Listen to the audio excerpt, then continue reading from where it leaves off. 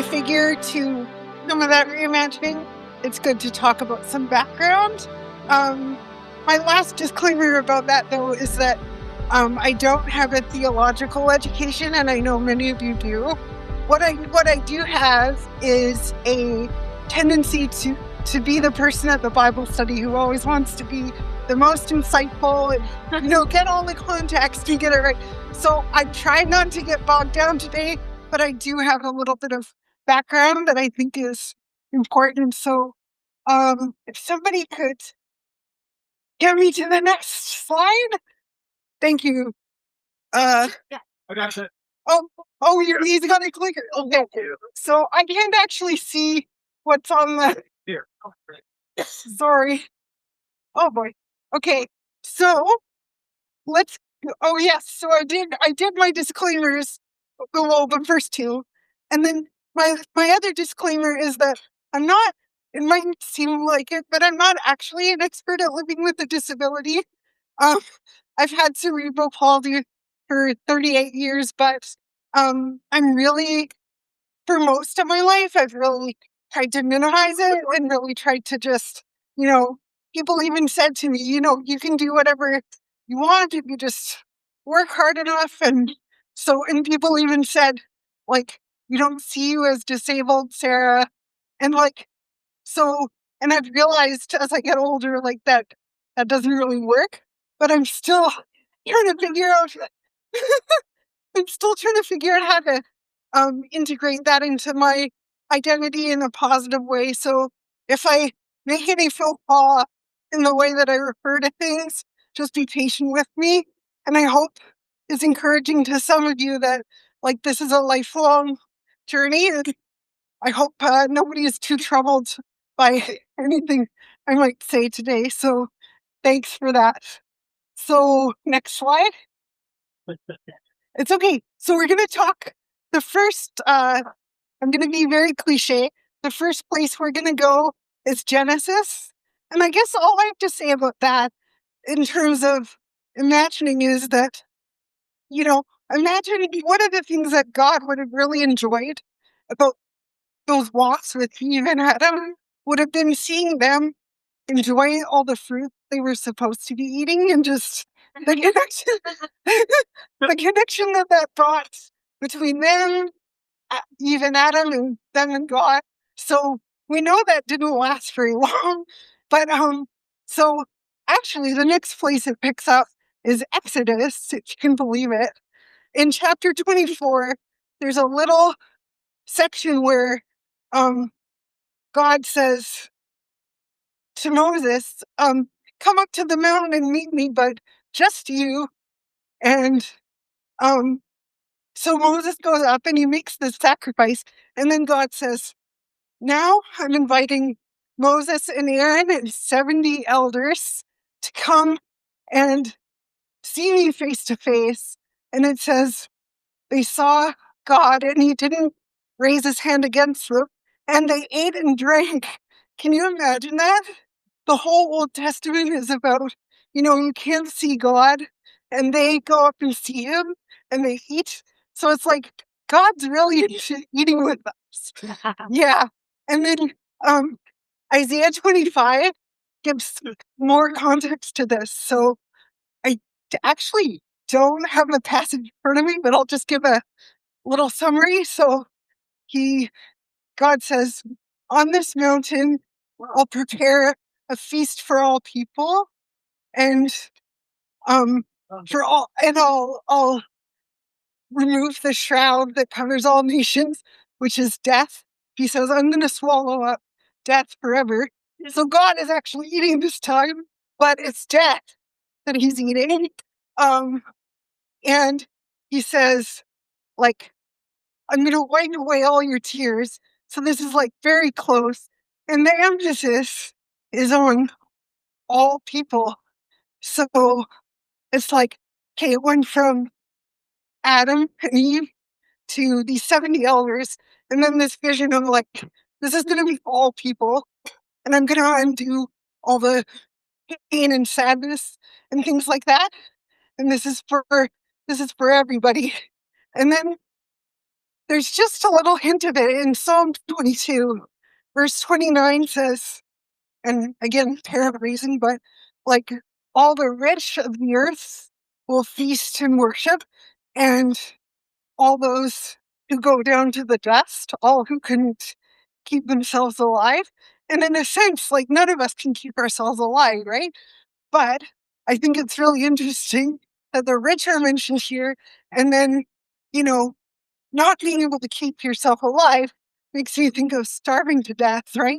So God knows that we're fragile and that we need something to transcend death.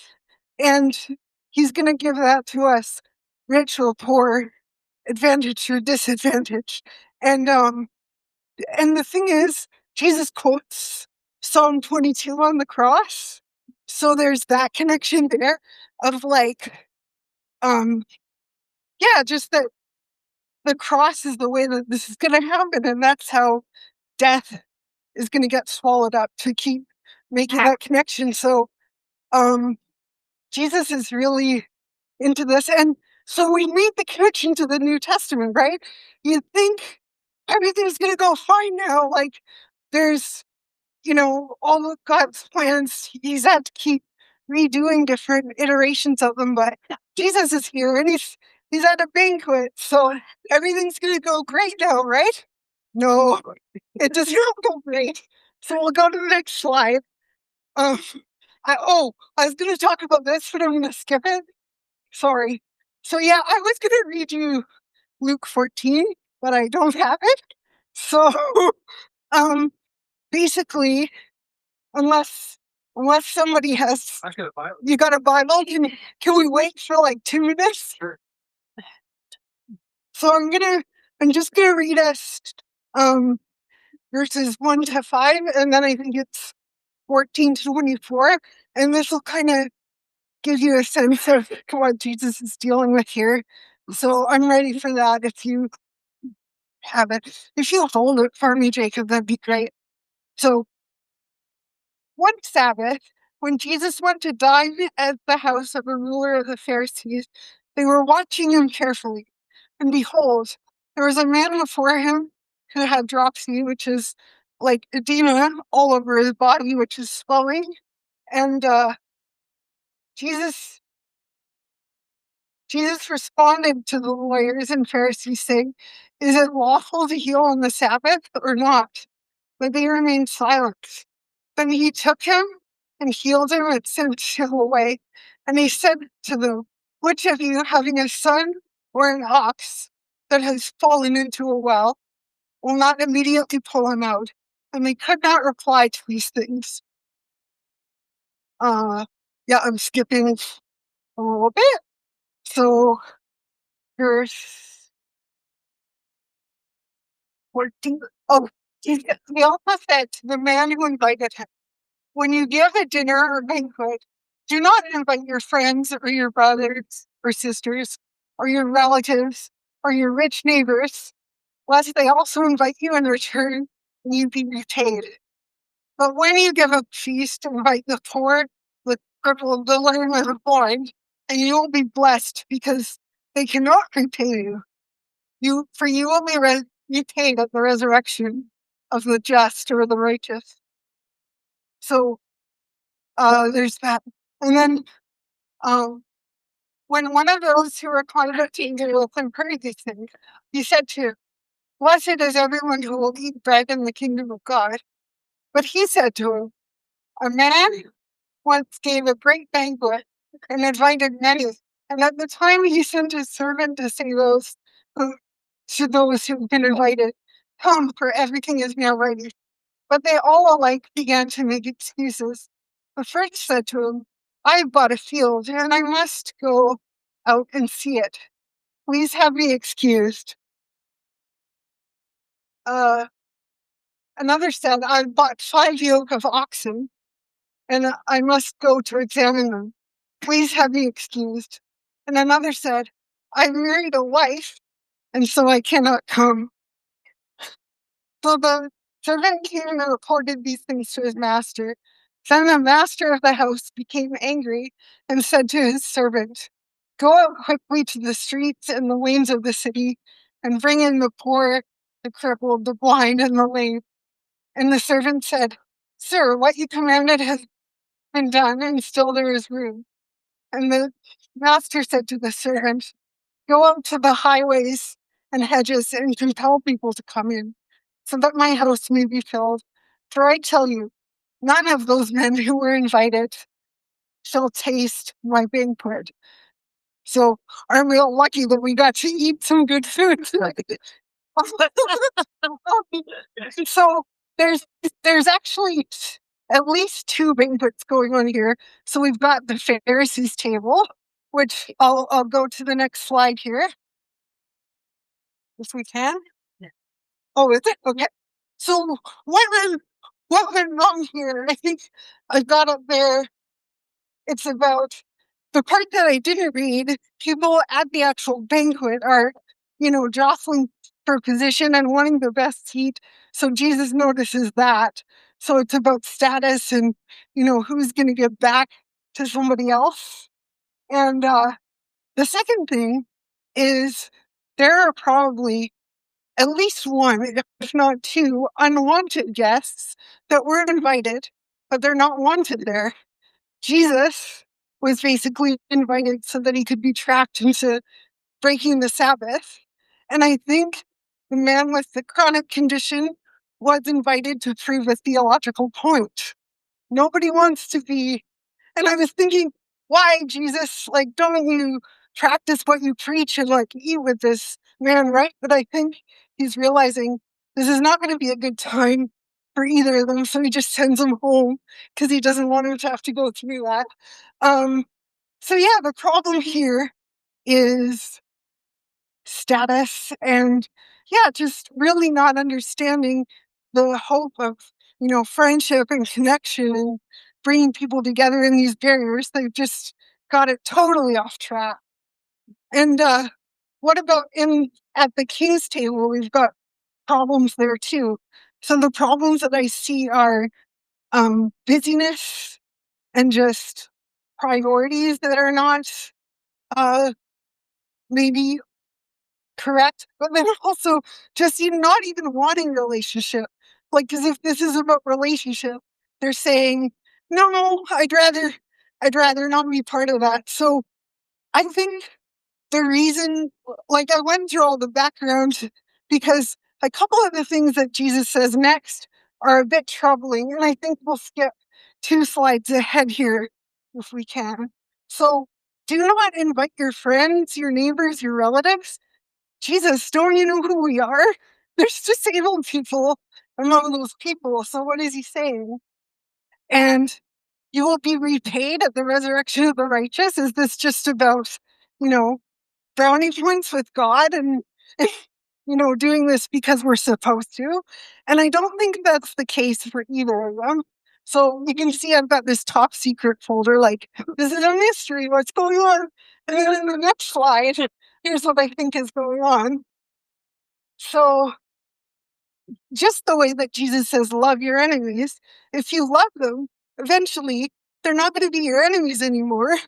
If you invite people who are not your friends and genuinely appreciate them and spend time with them and, receive help from them and give them help, they are going to become your friends.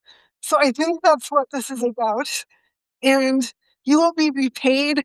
I don't think this is about extra rewards in heaven because Jesus is very critical of this whole, this brings me status. And so it's not about extra status with God.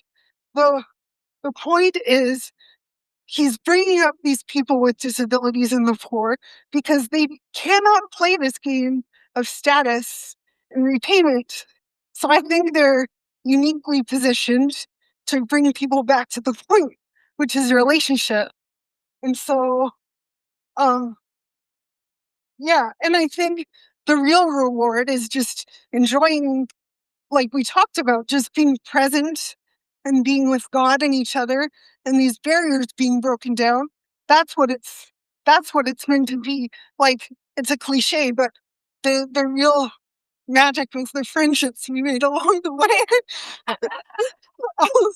So yeah, I really those points really challenge me because it's like, Jesus, what are you saying? But I think it's actually a trick to slip by these people that are preoccupied with these things. Um, and I think they're ready for the next. Oh yes. So what would it actually be like if we were at this banquet? And you may have seen this picture by Hyatt Moore in the intro slideshow, but it's an imagining of what that would be like today. So we've even got a guide dog at this banquet, and you can see people are helping each other. And the biggest thing I think, if we accept that the king in the parable is God, he knows that he's inviting people that need extra help and have these limitations and have maybe been socially isolated. And he wants them there on purpose. He specifically names them as people that he wants at his banquet. And like I think oftentimes, for me at least, it's easy to think like I have to hide what my needs are, or I have to like not make a fuss about them because I need to, you know, fit into this as best as I can. But really it's like God is saying, no, that's part of why you're welcome is because of these things. And that is just, it's still mind blowing to me, honestly.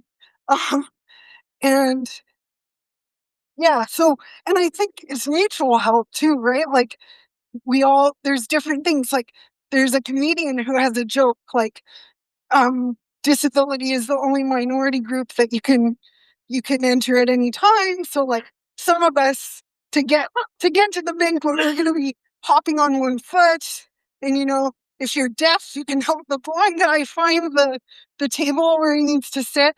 And so, sorry, I forget who the comedian is. It might have been Josh Blue, but anyways, just this idea of like everybody has needs and everybody has things that we can contribute at the same time. So yeah, just imagining what that would have actually been like, and that this is God's intention is for all of us to be there. Um, so what about our tables, which I think is the next slide?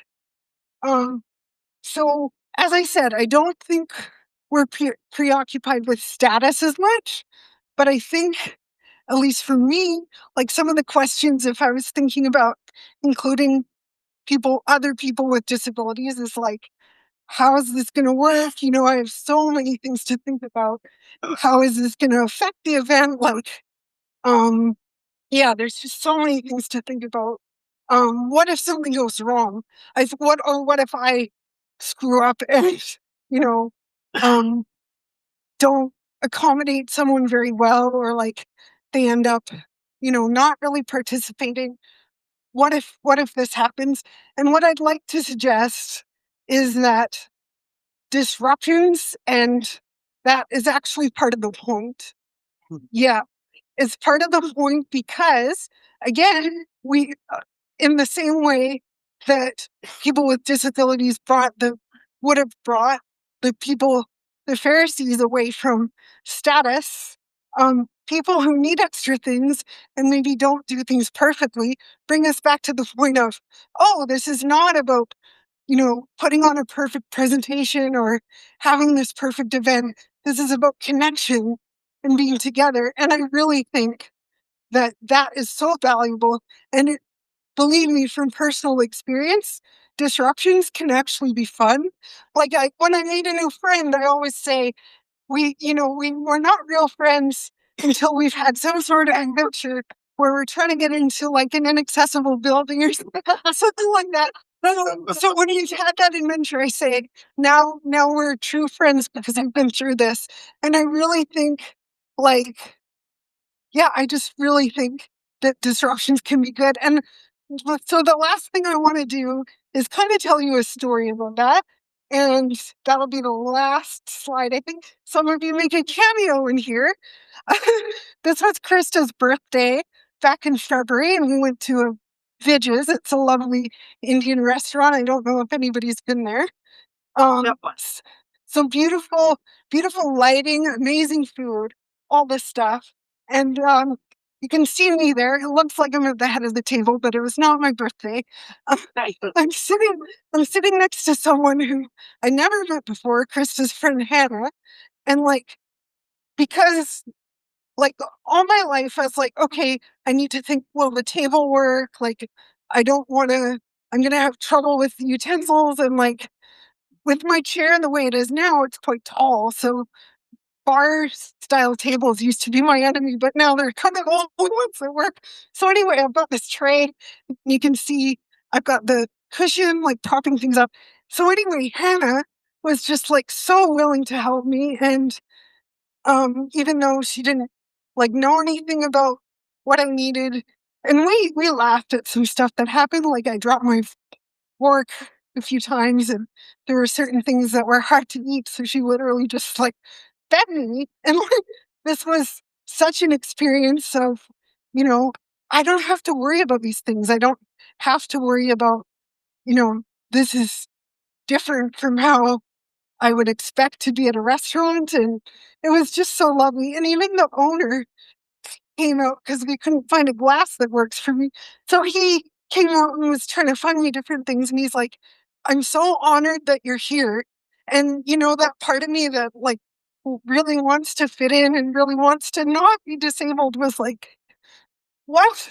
Like, it's just amazing. And so, and I don't think the I honestly, I don't think most of my life would be as memorable as it is and as joyful as it is if I just stuck with the script of this is a fancy restaurant and I don't need help. So, but now I have this experience to share of real connection and real, um, you know, the owner doesn't, I mean, this is a great owner. He's a lovely guy from what Krista says. So maybe he would come out. But for him to say, it's an honor for you to be at my restaurant. Sorry, I'm going to cry. It's so that's what I picture when I think about, sorry. Are you okay? Yeah, yeah, that's what I picture when I think about the banquet is. It's, it's such an honor for you to be. And I hope everybody would get to experience that. So thank you for letting me give this talk. And yeah, thank you. Amazing. Thank you so much, Sarah. I am so grateful to have Sarah as a friend. And actually, I get to do our introduction again because they missed it online. So, for those of you online, that was Sarah Wardlaw. I was saying that I first met her at church. She was leading the youth, and she was my daughter's youth leader. But I very quickly realized that Sarah has so much wisdom to share, and she has become one of my favorite conversation partners. We've had a couple of road trips now that we've been able to just chat for hours. And I'm so grateful to have her in my life. And she is, when she's not here speaking, she is a speech language pathologist, and she not only has students that she works with, but she also volunteers in the Burnaby School District as well, working in schools. So thank you so much again, Sarah.